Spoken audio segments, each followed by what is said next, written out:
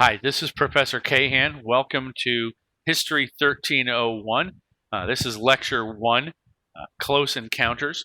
As you should see on the screen in front of you, or I guess behind me, or however we're viewing this, there's a picture of a spaceship, and the image you see here is from a film called Close Encounters of the Third Kind that came out in 1977.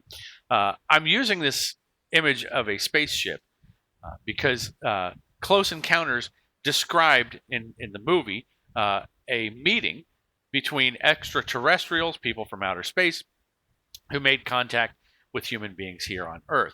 And this is sort of a metaphor for people in the science fiction genre, is a metaphor for a lack of knowledge or fear of the unknown.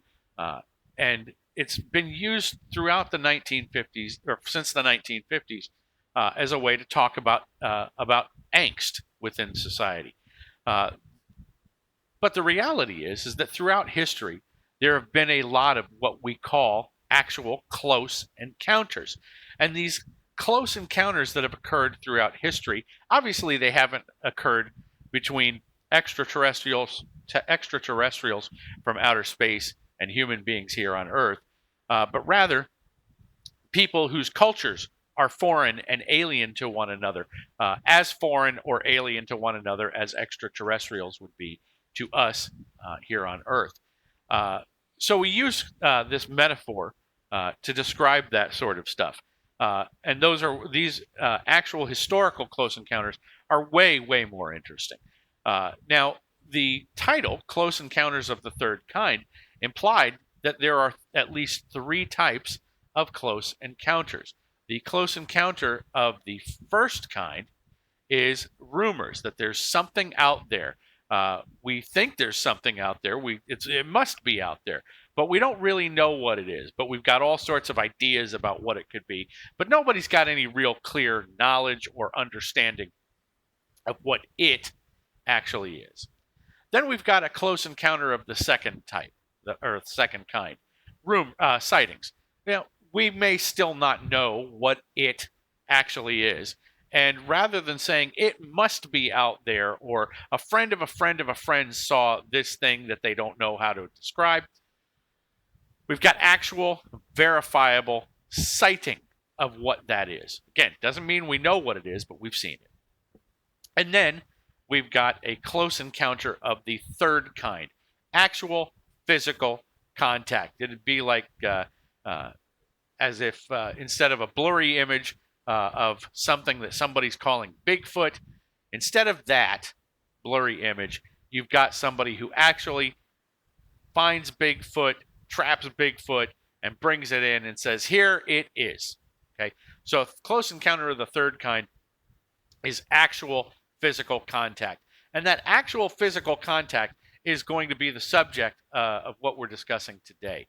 Those close encounters of the third kind were what made up the so-called Age of Discovery, this period where we have explorers from European nations coming into all of these areas in the so-called New World in North and South America and exploring and doing all of this sort of stuff. Now, at the forefront of this movement, or at the forefront of this exploration, is an explorer who's doing this for Spain named Christopher Columbus. And the era is frequently called the Columbian era, rather than just the Age of Discovery. The Age of Discovery is a fairly modern term that we've used to describe this stuff as a way of taking away some of the importance and sort of sainthood that's been bestowed historically on Christopher Columbus.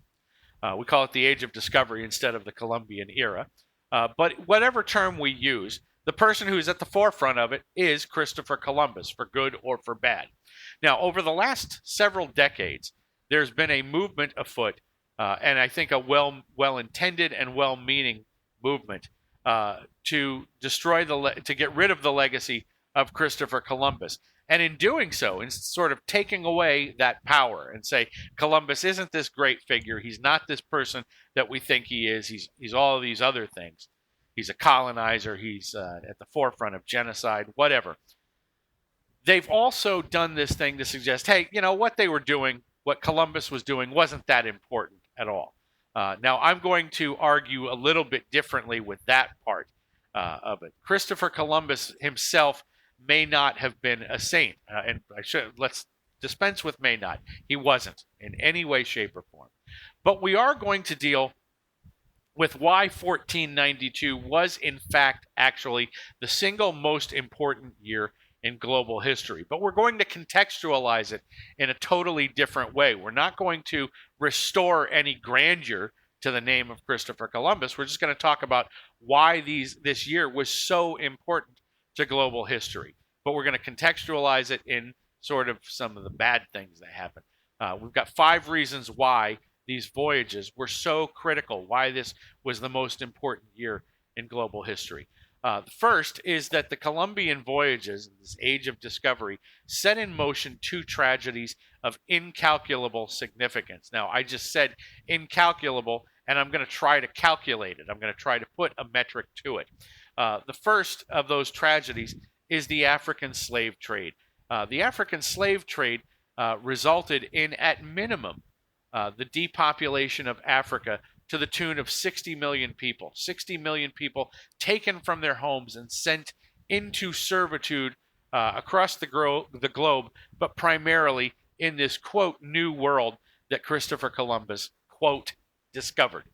And then the second is obviously the destruction of New World Indians. As we're going to see in a little bit, once Columbus's voyages are done, once the age of discovery has been, quote, concluded, New World Indians, Native Americans, indigenous peoples, First Nations people, whatever term you use, their populations decline at a rate of about 90%. So there's a massive amount of destruction and suffering brought about because of these voyages. The second reason why these voyages were so important, they brought together 5 continents: Europe, South America, North America, Africa, and Asia. These continents were brought together in a way that they'd never been brought together before. Now, I don't want to suggest to you that that these continents didn't, quote, exist. They obviously existed. People lived on them, and certainly Europeans, Asians, and Africans were aware of one another. They were trading with one another well before anybody said, "Hey, let's try and see what's out there to the west of the Atlantic Ocean." They were all already trading with one another.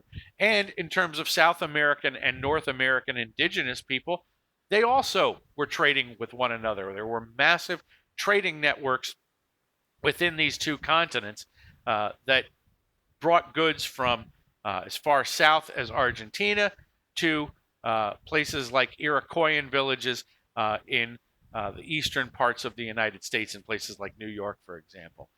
So we see this sort of trade going on even before the Columbian voyages. But what Columbus's voyages actually did was they brought all 5 of these continents together in one big global trading network, as opposed to a series of smaller global trading networks. And the term that historians have come up with to talk about this is something called the Columbian Exchange. And in order to understand what the Columbian Exchange is, we have to kind of look at what the world was like and what people's diets were like and how people lived prior to these voyages. If we look at the population of Europe, for example, from, say, year 1 in the Common Era to, say, the 1400s, the population was relatively steady. If we just said the number itself, it's steady. But along that steady line, there's a number of spikes that are occurring. And the reason there are spikes is because Europeans will have population growth, but as they see that number go up, Europeans are constantly unable to support that population. They don't have a food source that's capable of supporting that population. So they constantly suffer famines, and they constantly see that number decline and then spike back up and then decline and spike back up. It's because of a lack of a stable food source. So one of the things that the Columbian Exchange actually did was it helped provide a stable food source, a staple crop, if you will, that allowed for population growth. So there's all of these new world goods that are coming over to the old world as a result of this exchange, the Columbian exchange. Now, it's called Columbian not because it's coming out of Colombia, but because it's a direct consequence of Christopher Columbus's voyages. So the New World is responsible for bringing things like tomatoes, potatoes, corn, beans, cocoa, tobacco, all of that's going from the New World to the Old World and changing how people in Europe live. It allows for population growth. It changes the way these people live their lives. Things like potatoes, for example, are going to be the staple crop across Europe heading well into the 1700s. Places like Italy grew tons of potatoes. France grew lots of potatoes. Ireland grew potatoes. Russia grew potatoes. And they all did different things with those potatoes, but people were subsisting on potatoes. And in some cases, like in Ireland, they're subsisting on nothing but potatoes. But tomatoes and corn and all of those other crops also have a drastic effect on population growth. Now, the Old World sends some things to the New World, and it's worth pointing out here that New World is a concept that Europeans were applying to North and South America. If you're a North and South American indigenous person, where they live is the Old World. So just to kind of make sure we're clear on our terms, New World in this context is North and South America. Old World is Europe, Asia, and Africa. So out of the Old World, we've got livestock animals like cattle and pigs and horses coming in. And not only do those domesticated livestock alter the lives of people living in North and South America, they also alter the ecology of North and South America. That those livestock animals are going to graze the vast grasslands and prairies and plains that exist in North and South America, and they're going to change the ecology. They're going to destroy some of those areas. Okay, so this has an effect on that area as well in the ecology. They're bringing Europeans are bringing diseases, which we'll talk about in a few minutes here. They're bringing diseases that New World Indians had no connection to and no defense to either. And even though Africa is part of the Old World, I want to make sure that we don't forget that Africa plays a critical role in the Columbian exchange. Africa not only obviously is the source ultimately of slaves in the world, but African cultures were responsible for rice being transported to the New World, yams being transported to the New World, coffee being transported to the New World. So all of those things are coming out of Africa and being brought over. The cumulative effect here is, in addition to new crops and new animals and all this sort of stuff, is population growth on the one hand, population growth in the Old World, and population decline and resource decline in the New World. So that's one big thing, is the Columbian exchange. Another change that's happening here is that reason number 3 why these voyages are so important is they create these vast multinational industries. Multinational meaning industries that cross international boundaries. The first multinational industries that serve a vast world market are going to be created as a consequence of the Columbian exchange. And there's something unique about these industries. Those industries, you can see them on the board. There's sugar, chocolate, coffee, tea, and tobacco. All of these things have some things in common. They are all psychoactive, meaning they alter the brain chemistry. They work on the brain chemistry.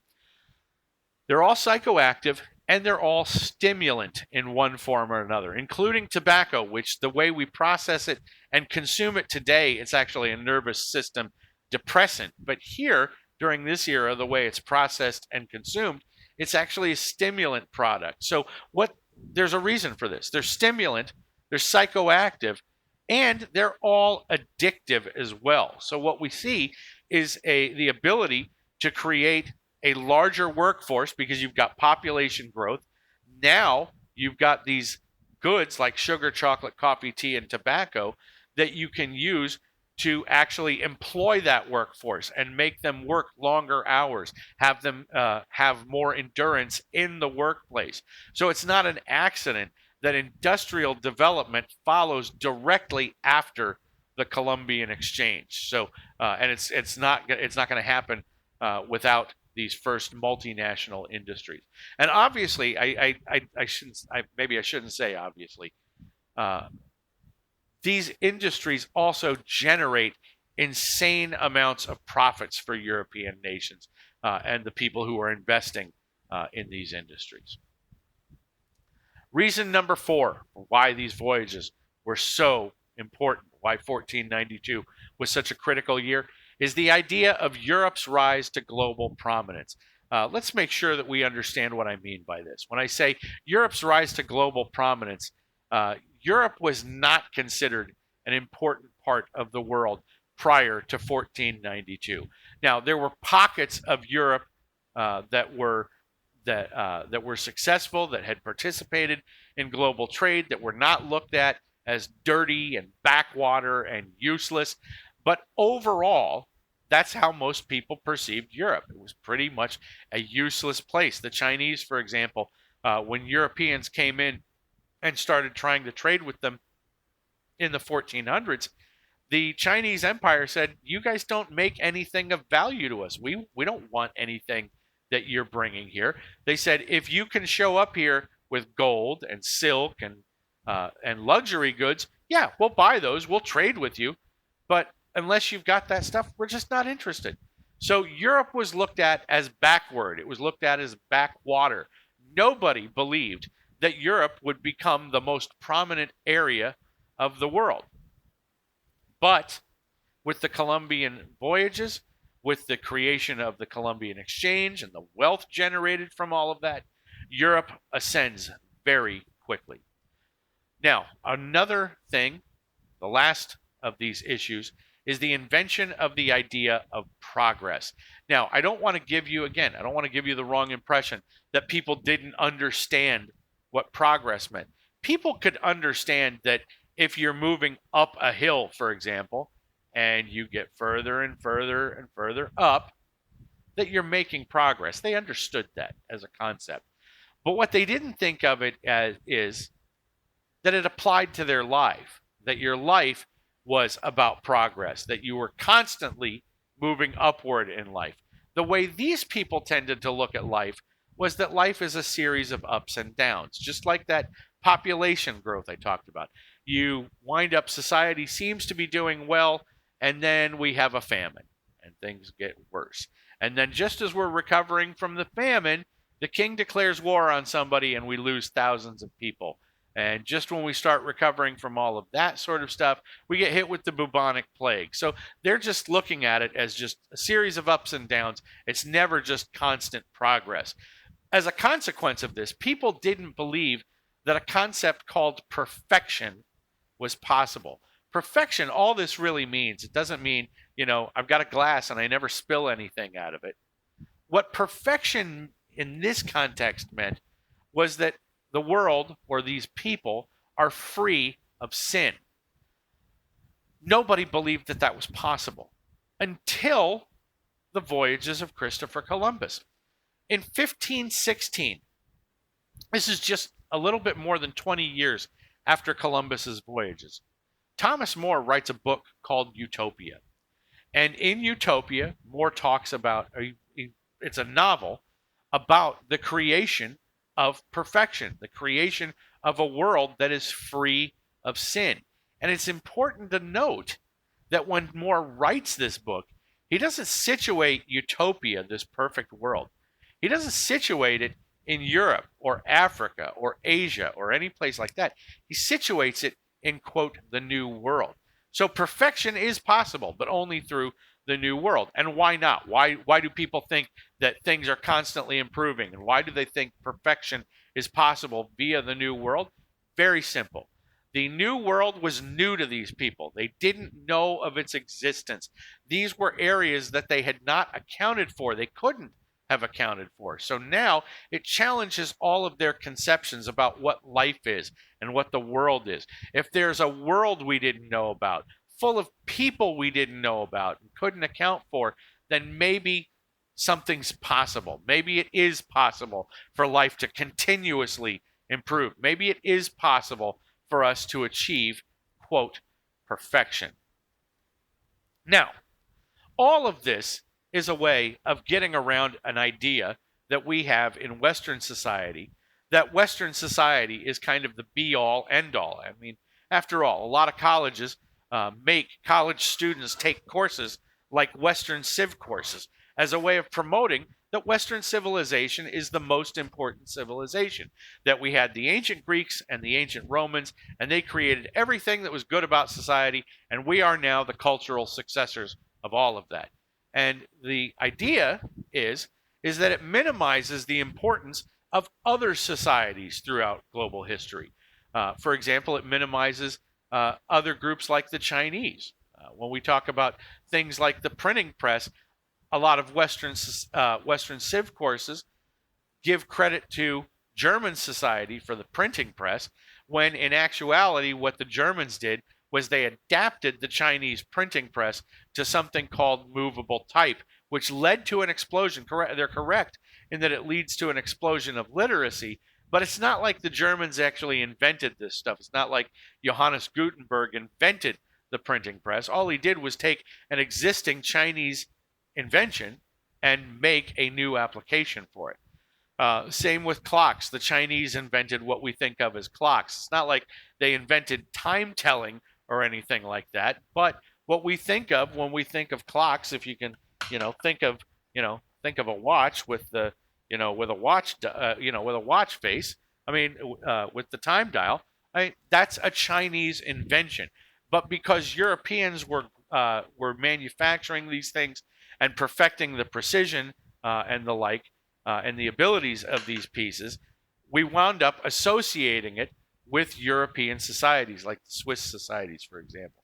Obviously, the Chinese invented gunpowder, but it expands beyond the Chinese. For example, when we think of the largest cities in the world, pre-contact, meaning pre-contact with Christopher Columbus, the largest city in the world was not in Europe. The largest city in the world prior to 1492 was an Aztec city, the city of Tenochtitlan, which had monumental architecture, a series of sophisticated system of streets and street cleaning, hanging gardens to account for agriculture and the like. So you've got all sorts of developments in places like Tenochtitlan that Europeans just didn't have. And for what it's worth here, Tenochtitlan was actually larger than literally every European city of this time.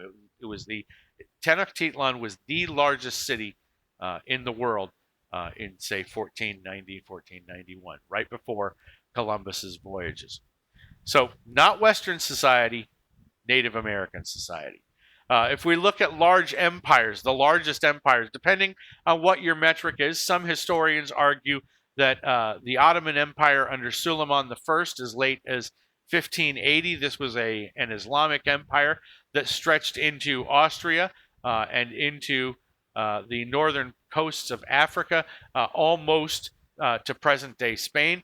If you talk about the Mongol horde, the Golden Horde, under Genghis Khan, the Mongols had the largest empire in the world. They controlled more territory. Suleiman I had a greater administrative apparatus. But either way, whether you choose the Golden Horde or you choose the Ottoman Empire, what's important here is that it's not a Western society that has this largest empire in history. It's some other group of people. Now, what does all of this mean? Why am I telling you all of this stuff? Well, we have to get through this idea. We have to get to a notion that the world is not the same throughout time. There's constant change. There's constant upheaval. If we look at the United States, say in 2020, it's inconceivable to us that the United States, it's inconceivable to some, that the United States will not always be the most powerful country in the world. But there's a cautionary tale from this particular era that we're talking about where a nation was very similar to the United States and was at the very top of all of this stuff and wound up kind of declining in a very important way. So to deal with this analogy, I want to start off with a moon rocket, Apollo 19, that you see there on the board. This is an actual, honest to God moon rocket that sits along NASA Road 1 today and just kind of rusts away as a testament to a different time for Americans, when Americans were risk takers, when we looked out into space and didn't worry about what other countries were doing, or we didn't worry about how could we monetize this, how could we use this for national security purposes. It was about exploration of theoretically, it was about exploration of a greater good for the benefit of all society. Americans were quote unquote dreamers, it was said, during the era of this massive amount of space exploration. But now we just don't do it. Why? Why don't we do it? Well, the lessons might be found in China of the 1400s. Decades before Christopher Columbus even thought about coming to the West and sailing westward in search of a route to Asia, the Chinese had an admiral named Junka, pictured on the board here, who sailed all across the known world at the time. He sailed out of China and through the Pacific Ocean and into the Indian Ocean. He sailed all through that area. He sailed to various ports on the eastern coast of Africa. He made 7 voyages in total, had 28,000 men at his command, and more than 300 vessels. The fleet that he traveled with, which was called the, quote, treasure fleet, was the largest fleet in global history until the United States' Navy during World War II. So that should tell you about something about the endurance of this fleet. Now, we know Junka was in Africa because we've got depictions of he and his men presenting gifts like giraffes to the Chinese emperor. Now, there's no way that giraffes are just swimming their way through the Indian Ocean or walking overland through various deserts and walking up through Asia Minor and ultimately into China. That's just not happening. The only way the Chinese emperor is going to know about giraffes is if guys like Junka are bringing them to him. We also have regions in places like Ethiopia where these people are not ethnically Chinese, but they have Chinese surnames, and it's because Junka and his men came into these areas in places like Ethiopia and intermarried with the locals there and produced this group of descendants who, again, they're essentially Ethiopian, but they have Chinese surnames. Now, the vessels that he traveled with were also remarkable. The ships of this treasure fleet were 400 feet long and had, as you can see in this picture, 10 to 12 sails on them. They were gigantic in comparison to things like the ships that Christopher Columbus used. The galleons, as they were called, the galleons that Christopher Columbus used to make it to the New World were about 85 feet, and Columbus had about 90 men at his disposal. Think about Junka and his fleet, which was 300 strong and had about 28,000 men at his disposal. But so it's a totally different scale. But also, just look at these 2 ships. If Christopher Columbus, I'm going to use my baseball for reference purposes. If Christopher Columbus could pick a point, like Spain, and say, we're sailing westward, and we're going to make it to Asia, if he could do that and make it to the New World in those 85-foot, three-sail ships, there is no question that knowing what Columbus knew, having that knowledge, that guys like Junka undoubtedly could have made it into the Americas. They could have sailed to the, quote, New World. Now, we also know that Junka absolutely possessed the ability to sail into Europe. He had made it all the way down to present-day South Africa, literally to the southernmost tip of South Africa. Had he made a right turn and gone up the western coast of Africa, he certainly could have done that. But Junka, like many Chinese, looked at Europe and said, they've got nothing of value. Why would I go to Europe? There's nothing in it for me. So he didn't do it. But there's no question he could have done it had he wanted to do it. Now, what does all of this mean? Why am I telling you all of this stuff?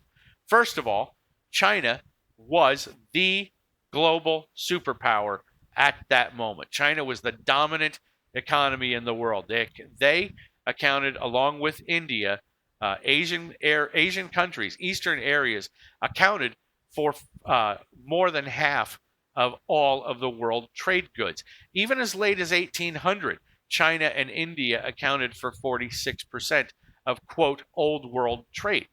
So these areas are not peripheral. They were always important to the global economy, and they were, in some cases, they were dominant within the global economy. This idea we have that it's, oh my gosh, these areas, it's a new era in these areas. These places have always been critical to global trade. But what lessons can we learn from all of this? In 1433, Junka was told no more voyages. The emperor who was his patron essentially died, and a new emperor took his place. And this new emperor said, we're not doing any more ships, any trading. We're decommissioning the entirety of the treasure fleet, and we're going to isolate. We're not going to go abroad anymore. We're not going out there looking for trade with other partners. We're staying home. To reinforce this, he not only decommissioned the treasure fleet, his successor actually ordered them to be chopped up and distributed across the country as firewood, and then made it a capital offense, meaning you get the death penalty for violating it, made it a capital offense to build a vessel that was capable of long distance travel. So China retreats into isolation, creating essentially a lost opportunity for China. Now, for a long time, historians used to say, well, we don't really know why China retreated into isolation. That's a complicated question. It is complicated. It's not a simple answer, but there is an answer. It's actually pretty obvious why this happened. China and Chinese society was marked by a distinct lack of greed. Now, when I say a lack of greed, that doesn't mean a lack of understanding about the importance of wealth or a lack of wealth even. Simply a matter of these people did not obsess about money and business and accumulation. They were wealthy, and this probably allowed them the ability to think differently about wealth. I'll concede that. But these people simply did not think in terms of the most important thing in my world is how much money I've got coming in and making sure that that's always going to be the case. What they were concerned with was Chinese elites were very much concerned and were actually obsessive about things like ancestor veneration, their religion, the preservation of their culture, the arts. They were very consumed with stuff like that. But accumulation of capital, of money, not so much. Now, to put that in contrast with Europeans were constantly involved in accumulation. They were very much obsessed with wealth and building wealth. Virtually every nation in Europe operated under an economic system called mercantilism, which held that the way you control and present economic power in the world is through the accumulation, literal accumulation of gold. Whoever's got more gold is going to be in control of the economy. So Europeans were consumed with greed. It was kind of the basis for their economic underpinnings. In China, not so much. They're not concerned with it. Now, another problem is the idea of complacency. China referred to itself as, quote, the Middle Kingdom. And what that meant is that you've got China. China is the most important part of the world, and everything else revolves around China. So if you want what's good in life, you stay in China. If you want the best culture, you stay in China. If you want whatever it is, if you have to go outside for it, it's not worthy of your attention, because China is where everything that's good actually is. Again, to contrast this, Europeans didn't think of themselves in this same way. Again, there are exceptions. There were countries that were and city states that were very wealthy and very successful. But let's take a place like England during this period, where the overwhelming majority of the population is in poverty. Literally 95% of the population doesn't even possess the legal ability to own land. These people don't look at their lives and go, this is a good place to be. Everything that's good is right here in England. Why would I ever look outside? People in England look at themselves and go, man, this place is dirty. It's poor. I can't ever get ahead. It's got to be better out there. It can't be worse than it is here. It's got to be better out there. So there's this lack of complacency, if you will, amongst European powers. And then the last issue is kind of counterintuitive, but it's the issue of unity. China is unified for better or worse. There's one emperor who makes all of the decisions, and his word is law. No matter what he says, even if you disagree with it, that's the way it's going to be. So there's essentially one person in charge of all of the decisions, and it's his way or else. Now, Europe doesn't have that problem. There is no such thing as a quote-unquote European Union. There's no such thing as a singular European political entity. In fact, quite the opposite.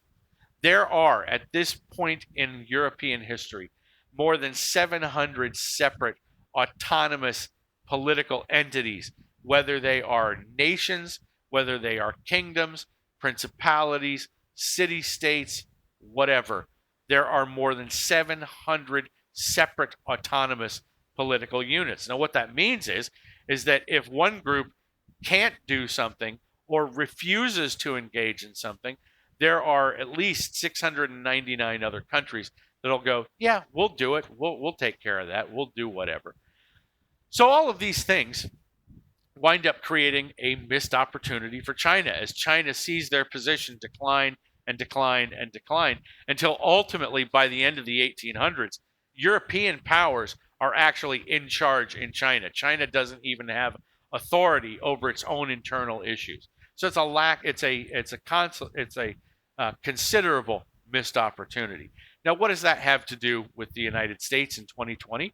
Well, we're a lot like China was in 1433. Wealthy people, for sure, who are convinced that where they live is the best place ever and there's nothing better outside than inside. So Americans have become wealthy, they've become complacent, they've become risk averse, they don't challenge themselves anymore the way they once did. So China can provide a cautionary tale here. But it's worth pointing out once again that no one in this period looked at Europe and said, got to keep an eye on Europe because soon they are going to be ready to dominate the world. If China was going to slide into this sort of into this isolation and lose position in the world, there was one country, there was one place that everybody looked at and said, okay, that's the place that's going to succeed them. And that place, surprising to many, that place was actually in Africa in the present day state of Mali. It was a place called Timbuktu. Timbuktu was quite literally an El Dorado, a city of gold during this period. It was the wealthiest city by far in the world. It was a major transit point. What that means is to use a modern day term, it would be what we call a hub city. If you wanted to go somewhere, wherever it was, you could book passage anywhere in the world through Timbuktu. It was also a major trading point across the globe, meaning that other places brought trade goods into Timbuktu, and then they were distributed outward across the rest of the quote-unquote old world. So when Europeans began looking for those goods that those Chinese emperors were saying, we want, they could very easily find all of the things they wanted by going into a place like Timbuktu, trading whatever they had, putting that stuff on their ship, and then going all the way around Africa and heading up to China. So it's a hugely important trade center and trade place. It had a huge population in terms of, especially for the era, more than 100,000 people. It had a vibrant intellectual life at a place called the Shankore Madrasa, which was one of the largest universities in the world at the time. It had a student body population of approximately 1,100 people. And one of the things that they were doing at the Shankore Madrasa was that the students were actually translating the Gospel of Luke into Arabic. And this is something that's kind of a challenge to traditional narratives about Islamic peoples and Christian peoples and different groups of religions. The students at an Islamic university are translating the New Testament into Arabic. This suggests to historians that while Timbuktu was an Islamic city, there were also obviously Christians living side by side. That's why it would be reasonable for Islamic peoples to want to know what the Gospel of Luke actually says. How can these two sides get together? Okay, so it's these sorts of things by translating the Gospel into Arabic that we see that there's an element of sort of religious harmony at this period that may not necessarily exist in other places today. So this is an incredibly important intellectual area in the world. It's also a place of incredible wealth. The king of Mali, a guy named Mansa Musa, had Timbuktu as his capital city. And as was depicted in this canvas that you see on the board here, Mansa Musa was one of the wealthiest men in the world. When he made his pilgrimage to Mecca, one of his religious obligations as a Muslim, when he made his pilgrimage to Mecca, he took camels with him that were laden down with 100 pounds of gold each.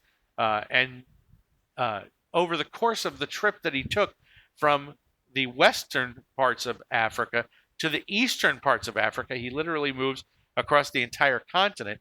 He took with him the equivalent of more than $300 million in gold with him as a way of paying for his entourage who was accompanying him, as a way of making sure that his travel was going to be in luxury, and also as a way of paying off enemies. Let's face facts. As he gets across Eastern Europe, there are going to be people who see this massive entourage moving across the continent and going, this is an easy target here. So Mansa Musa would frequently pay these people off. That's why he took so much gold with him. It wasn't just keeping himself in the manner that he's accustomed.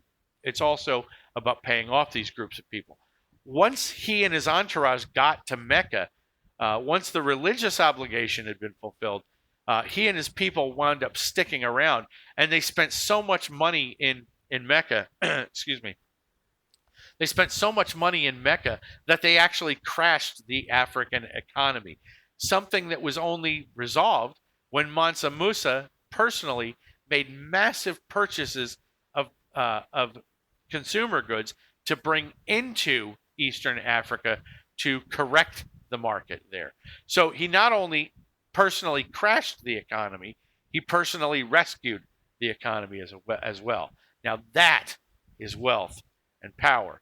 Now, unfortunately, for the way people who understand Mali and Timbuktu, unfortunately for their perception, in the 1490s, Timbuktu got attacked by Moroccan invaders, and those Moroccans basically burned everything down, left the city in ruins, to the point that when British anthropologists discovered it in the 1800s and discovered ruins, they didn't understand what the ruins meant, so they looked at it and said, well, nothing of importance was ever here, and they kind of abandoned the area. So it got this image associated with desolation and the like.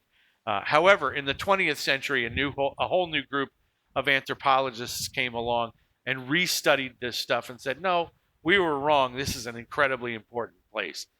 So just because we view things in a certain way today doesn't mean we're going to view them the same way tomorrow. And it also doesn't mean that literally things are going to be the way they are today as they will be tomorrow. Things can change in a heartbeat with all of this stuff. Now, the next group we have to talk about is Native Americans. And the reason we have to talk about Native Americans is this is the group of people that Christopher Columbus is going to encounter when he gets to the New World. Now, those groups are depicted in two of the three pieces that you see on the board here. The groups that he comes into contact with first are a group of Taínos who are Arawak peoples. Arawak was a Native American ethnic group. Taínos was a branch off of that. There were also Aztecs in the Yucatan Peninsula and above and across present-day Mexico. Columbus undoubtedly encountered these people because we know that he landed somewhere in the Caribbean, and we know that he set foot on the coast in Mexico. But we also know that he didn't necessarily plan to go up. He made it to the Yucatan Peninsula, but he also wound up going, no, I don't feel like going up the peninsula. So we know he had to have come into contact with Aztec or people who were ruled by Aztecs as well. Now, if there's one thing that marked Columbus's voyages, again, it's destruction of New World Indians. He lands in 1492, and when he does this, when he landed, there were approximately 8 million Arawak in the Caribbean areas, okay? Scattered throughout the Caribbean areas, not concentrated in one place. But there were 8 million there. Now, historians, when we come up with these numbers, we don't just pull them out of thin air. We can look at settlement patterns. We can look at burial patterns. We can look at the material culture that's left behind, and we can make educated guesses on what household populations were and then extrapolate that out. So all of these things collectively suggest that there were about 8 million Arawaks in the area when Columbus landed in 1492. However, just look at the numbers. I'm not going to test you on the actual numbers, but look at those numbers. By 50 years after the fact, there are fewer than 200. Just let those numbers kind of wash over you for a second. 8 million, 50 years later, fewer than 200. Okay? That is a destruction of people. That's not just, a killing or a mass killing. That is a destruction of people. Now, when it comes to Native Americans, indigenous peoples, First Nations people, whatever you want to call them, we need to answer some questions about Indians. Where were they actually from? It's not as simple as going, well, they're from North and South America, obviously. It's a little bit more complicated than that. So where were they from? How many were there in 1492? And why did these numbers drop? Now, we're going to cover each one of these in turn, so don't worry if I flip over the slide here and you didn't get all of these. We're going to cover each one of these in turn.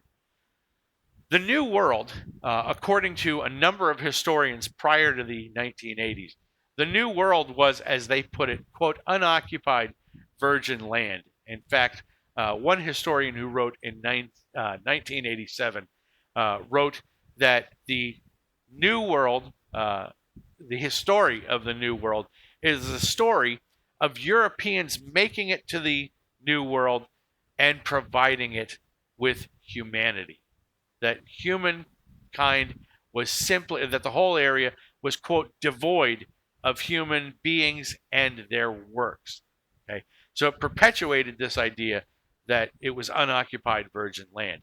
But if we look at the actual numbers, again, talking about those extrapolations that historians do, if we look at what makes up the present day United States, there was somewhere between 5 and 10 million Native Americans.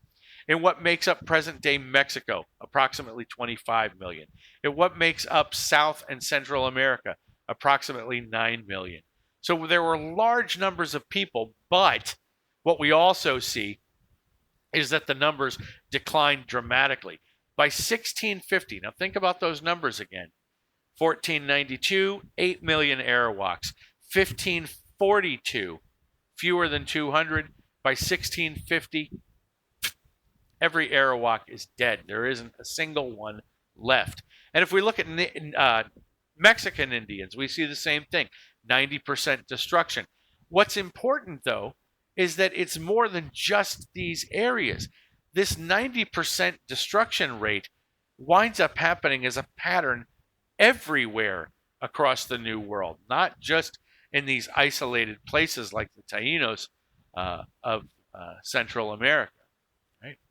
Now, what these people did when Columbus made contact with these people, Hollywood has done a ton to portray the typical Indian, the stereotype Indian, as being a hunter of buffalo or a hunter of some type of game, on horseback, and just kind of nomadically following that game and finding the best hunting grounds. But the reality is that most of these or I shouldn't say most, before contact with Columbus, none of them were on horseback. Horses had actually been extinct since the last ice age. Horses that were indigenous to the New World had been extinct since the last ice age. And in any event, they were about the size of a German shepherd, so nobody was going to be riding them. So they're not primarily hunters on horseback. They're primarily involved in agriculture and long distance trade, as places like Tenochtitlan, the capital of the Aztec Empire, and places like Cahokia demonstrate, which is Cahokia, for those of you who don't know, is built literally across the Mississippi River from St. Louis, Missouri. So these two areas were the big two in terms of a continent-wide trading market that served virtually all of North and South America. We know that goods passed through these areas from both North America to South America, heading downward and heading upward and heading out east and west. If you look at both of these places, you can see on the map here, we've got roads and highways leading out. We've got waterways that provide access into these areas. These were incredibly important agricultural and trade centers long before Columbus made it to the New World, long before Hernando Cortez actually attacked these people. So let's dispense again with the idea of primarily hunters on horseback. Now, where were they from? The best current evidence suggests that in the last ice age, approximately 10,000 to 60,000 years ago, the people who became Native Americans were actually living in Northeast Asia, and they migrated across a land bridge, a sort of permafrost, if you will. They walked across this land bridge called Beringia, and they walked across it following large game, following large animals, and then at some point, a thaw started. This thaw started ending this ice age and trapping these people on the other side. Okay, the Bering Land Bridge, as it melted off, created the present-day Bering Seas, which separates these areas. And historians and people who do blood work have examined blood markers and the like, and they've found lots of connections between these groups of people who are quote-unquote Native Americans and who happen to be of Asian descent. They're finding a lot of the same blood markers. So in many historians' minds, there's no question these people crossed the Bering Land Bridge, and then once they got across, they started moving southward down to across North and South America, and ultimately spreading east and west as well. Now, it's important as well to understand they migrated in an ice age. They are migrating in incredibly cold weather.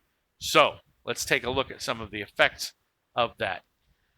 One of the effects is that it's going to lead to a massive amount of death, because these people are going to be completely biologically isolated by that Bering Land Bridge melting and closing off. So disease is going to be the primary killer of Native Americans. Not war, disease is the main killer.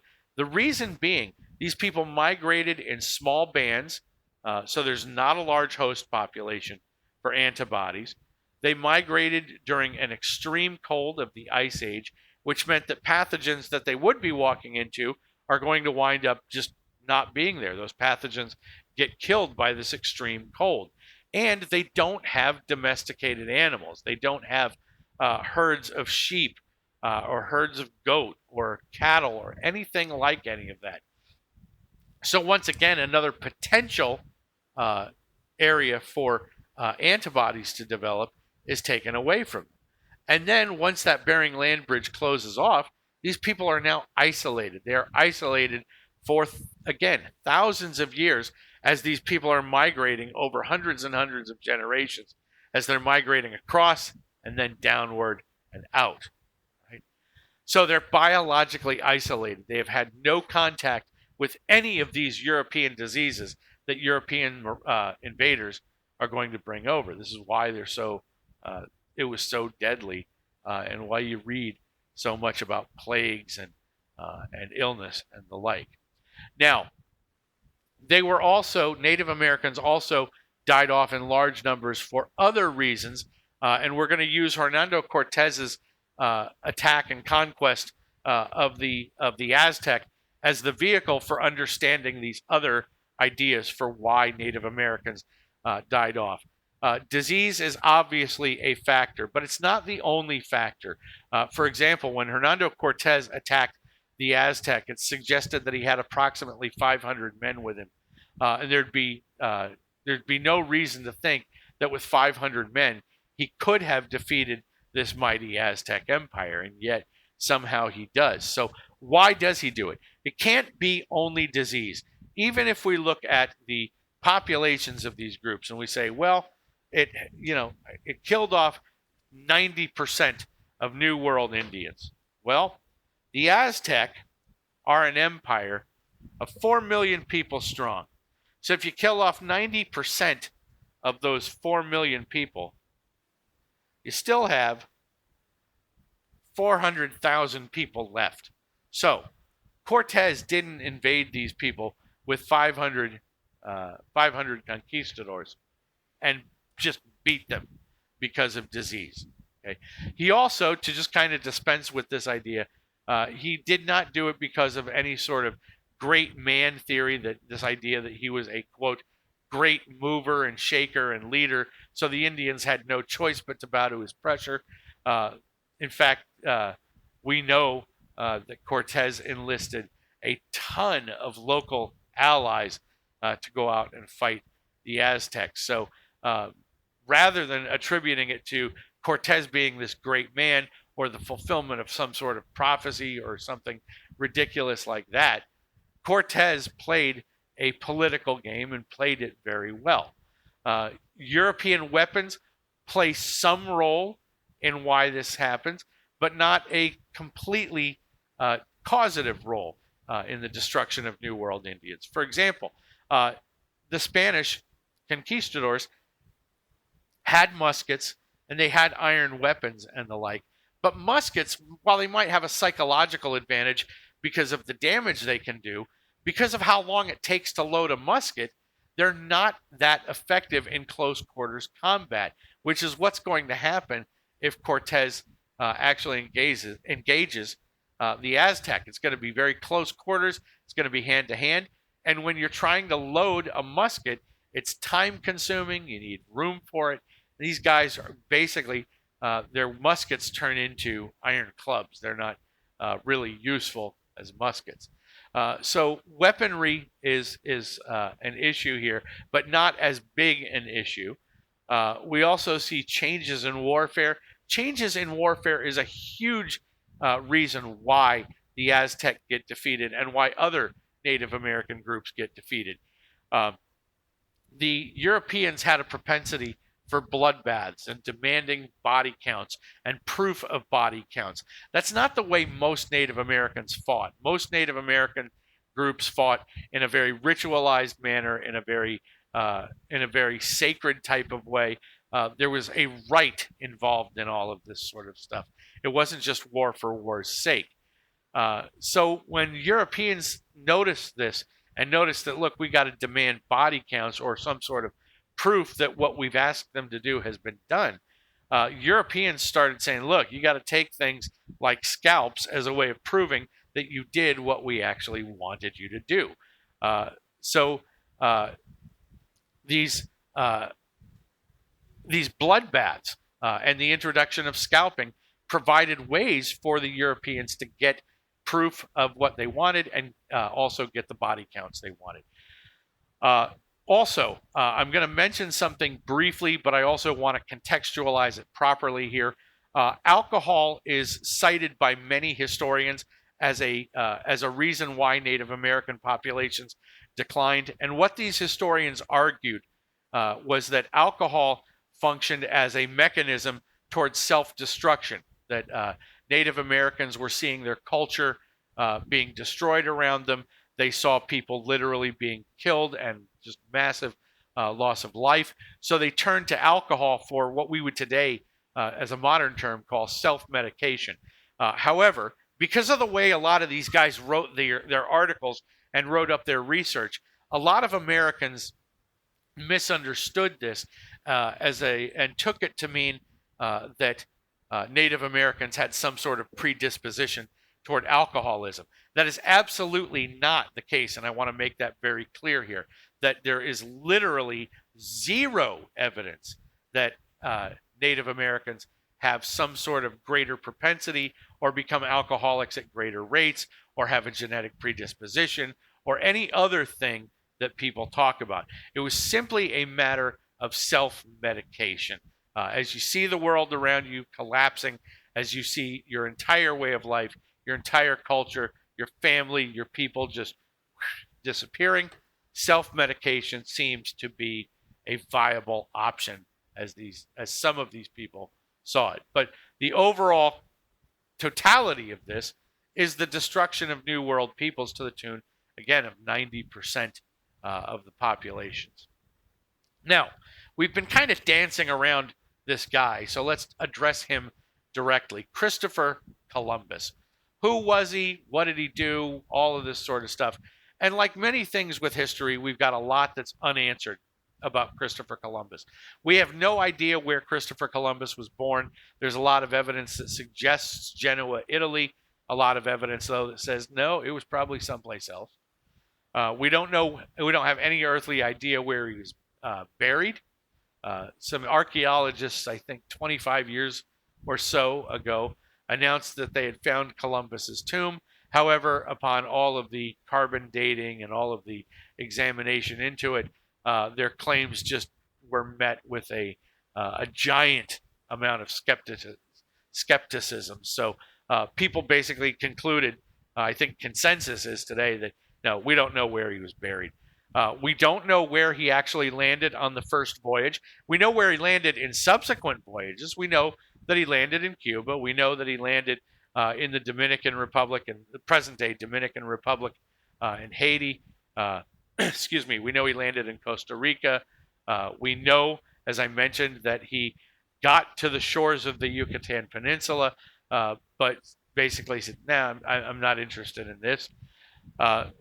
So we know where he made it in subsequent voyages, but on that first voyage, we have no idea where he landed. And we also, for somebody that we all probably know about, I presume virtually all of you have heard of Christopher Columbus, we have no earthly idea what Christopher Columbus looked like. One of the things you're going to see in all of these portraits is if you look for commonalities, you're not going to find any commonalities. This is a famous portrait of Columbus dating to the 1500s. This is an English conception of Christopher Columbus. This is an American artist's portrayal of Christopher Columbus dating to the 1800s. This is a Spanish portrayal of Columbus dating to the 1700s. This next one is an English portrait of Christopher Columbus. It's got a very stylized way of being done. It makes Columbus look, takes advantage of the idea of his Italian or supposed Italian heritage. And the painter essentially painted him like a Roman Empire or a Roman emperor, a Roman emperor or Roman senator. This is a fairly famous depiction of Columbus because it appeared on the stamp that was issued to mark the 500th anniversary of his voyages. This is another English painting of Columbus. This is a Middle Eastern artist's wood etching of Christopher Columbus.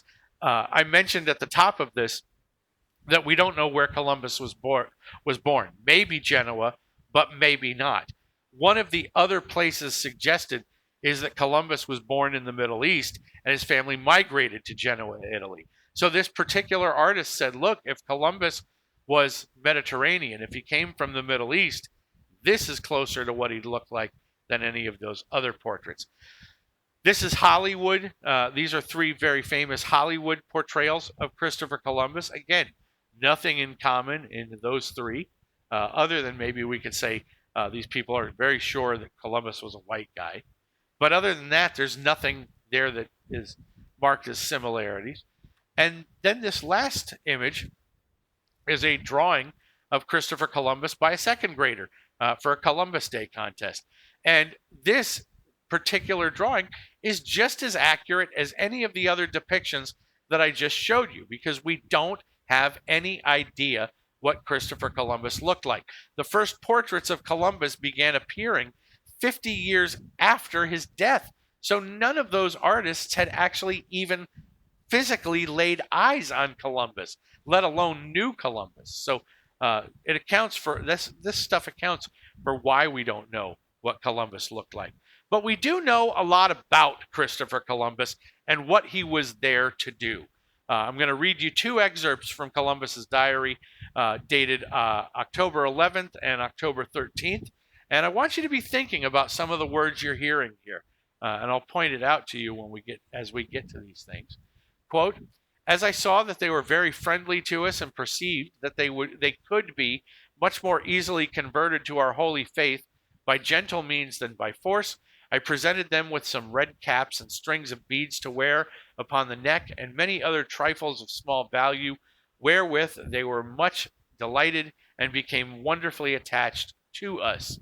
They seemed on the whole to me to be a very poor people. They all go completely naked, even the women, though I saw but one girl. All of whom I saw were young, not above 30 years of age, well made, with fine shapes and faces, their hair short and coarse like that of a horse's tail, combed toward the forehead except a small portion which they suffer to hang down behind and never cut. Weapons they have none. Weapons they have none, nor are acquainted with them. For I showed them swords which they grasped by the blades and cut themselves through ignorance. They have no iron, their javelins being without it, and nothing more than sticks. It appears to me that the people, are ingenious, and they would be good servants. And I am of the opinion that they would very readily become Christians, as they appear to have no religion. They very quickly learn such words as are spoken to them. If it please our Lord, I intend at my return to carry home 6 of them to your highnesses, that they may learn our language. I saw no beasts in the island, nor any sort of animals except parrots. Now 2 days later, he says the following. I do not, however, see the necessity of fortifying the place, as the people here are simple in warlike matters, as your highnesses will see by those 7 which I have ordered to be taken and carried to Spain in order to learn our language and return, unless your highness should choose to have them all transported to the Castile or held captive in the island. I could conquer the whole of them with 50 men and govern them as I pleased. Now, a couple of things too, as the modern buzzword is, to unpack here. Right off the bat on this page, Columbus says these people here are simple in warlike matters. He's not saying that they are that they're easy to defeat because they just because they don't have the numbers or anything like that. He says they're simple. Think of what simple means. It means easy, like it's easy to take the baseball and just kind of sit here with it and pop it in the air and catch it. That's easy. That's simple. Or simple as in simple-minded. If you say someone is simple-minded, you're not giving them a ton of intellectual credit. You're suggesting that they're actually kind of unsophisticated at best, dumb at worst. So, calling them simple is no praise. But think about some of the other things that he sees for them. He talks about having them, the people who are going to learn Spanish may return to the island, but they may wind up being held captive here in the island. Maybe They should go to the Spanish prison, the Castile. So what Columbus is suggesting is once they've learned Spanish, they become incredibly dangerous because they can tell the other Taínos what we have in store for them. So, we basically saying we've got to kind of keep track of these people and keep an eye on them.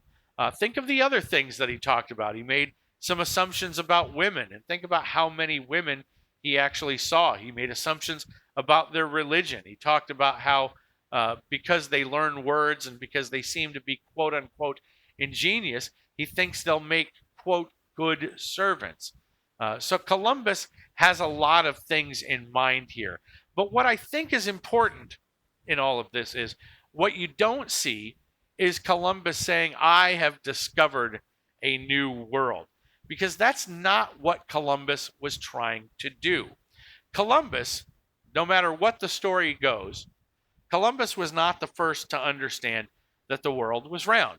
Virtually everybody understood that the world was round. Anybody who even had a small amount of education, which in the 1492s and 1490s, if you have a small amount of education, it's a very small amount.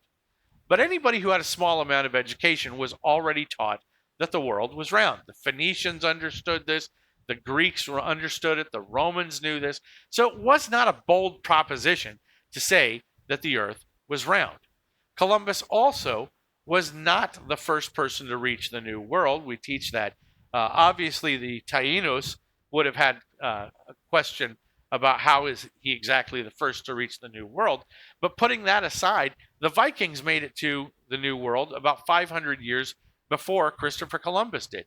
So why do we have Columbus Day instead of Vikings Day? Why are we talking about removing statues of Christopher Columbus versus removing statues of Vikings all across the country? Well, very simply put, Columbus left a deep footprint, a much deeper footprint than the Vikings did. The Vikings really didn't alter much around them, but Columbus and the men who followed him altered the world in a way that could not be re-envisioned after all of that. So what's Columbus doing? Columbus, as many of you I'm sure have heard, Columbus was looking for a westward route to Asia. Now, he's sailing westward looking for spices. But why? What are these spices? Well, the spices are critical for food preservation. If you don't have these spices, you're not going to be able to preserve food. So on some level, when Columbus is doing this, as he sees it, he's on a, quote, rescue mission. But a rescue mission, why? Why even have to go through all of this to say, okay, we're going to start here in Spain, and we're going to sail westward, and ultimately we'll make it all the way around to China. Why bother with that? If you look at the map here on the board, you can see there are easier ways to get to Asia to trade for those spices. There are all sorts of overland routes. There are water routes through the Mediterranean. You could even, if you wanted to, go around Africa.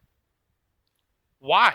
Why are they doing this? Well, overland routes were not an option. Overland routes had been cut off courtesy of the Crusades.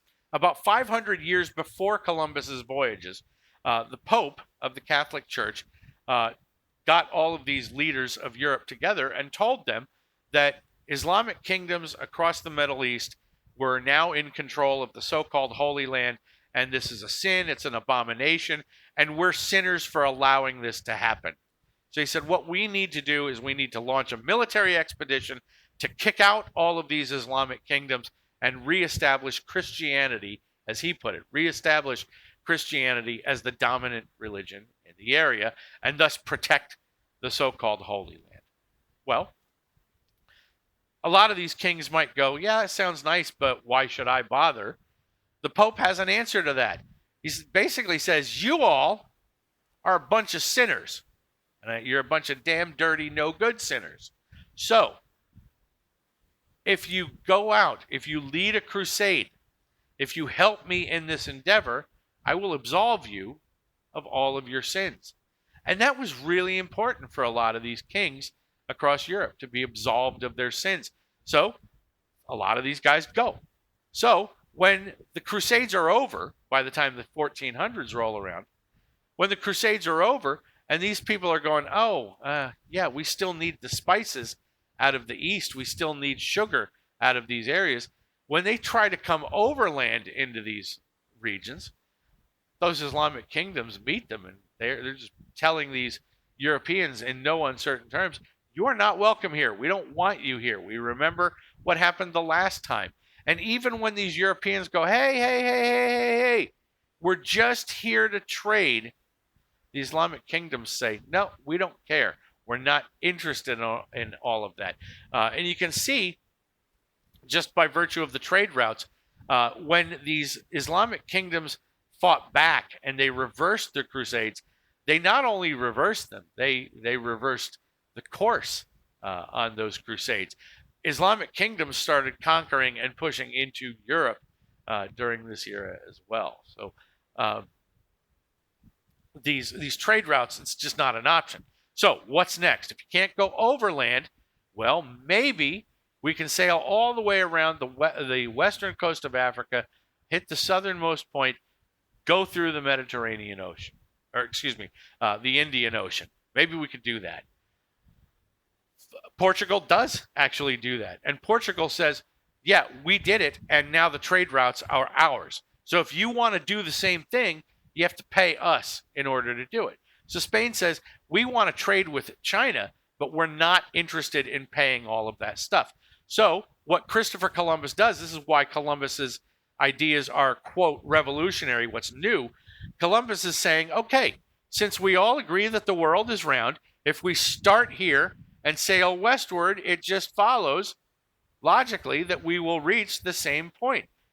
So Spain, not wanting to pay essentially the extortion that Portugal is asking, says, fine, we will finance your voyage as long as you can demonstrate to us that it will be profitable. Columbus says, of course it's going to be profitable. How could I do something like this if it weren't going to be profitable? And so what he does is he makes a lot of statements about the wealth they're going to find. And when Columbus and his men get to the New World and realize something's not right here, none of these people speak any of the Indian languages our interpreters speak. They don't speak Chinese. They don't speak Japanese. Columbus brought Chinese and Japanese interpreters too. He says, since these people don't speak any of these languages, I must have made a wrong turn somewhere, but I gotta make a profit here, which is why Columbus started focusing on the gold that the Taínos had.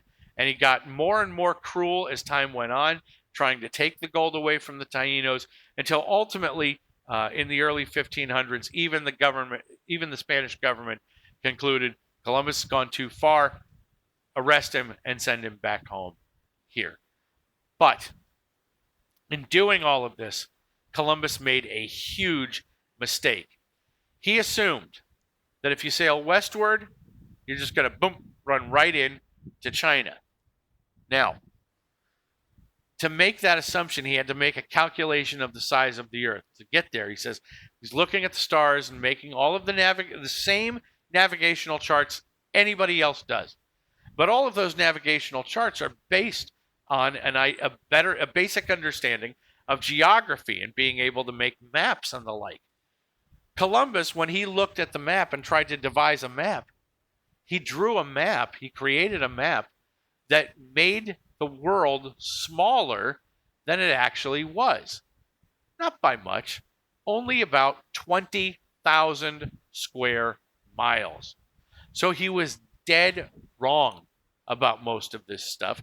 And because of this, and his refusal to admit this is a new place, this is why these areas are called America and not named after Christopher Columbus. So Columbus may have been on this rescue mission. He may have gotten there, quote unquote, first. He may have created precedents, but there's a reason why we don't celebrate Columbus by naming these areas after him. Now, what is the importance of the Columbian voyages? Well, obviously we see those changes in food. We see the idea of Europe's rise to global prominence, especially that idea of progress that Thomas More was talking about. What Columbus does is ushers in an era that is completely different than anything that had ever come before it. And that era not only includes prosperity, but it includes death, it includes destruction, and it includes slavery. So join me next time for Lecture 2, Slavery in the New World. This has been Lecture 1, Close Encounters. I'll see you next time around.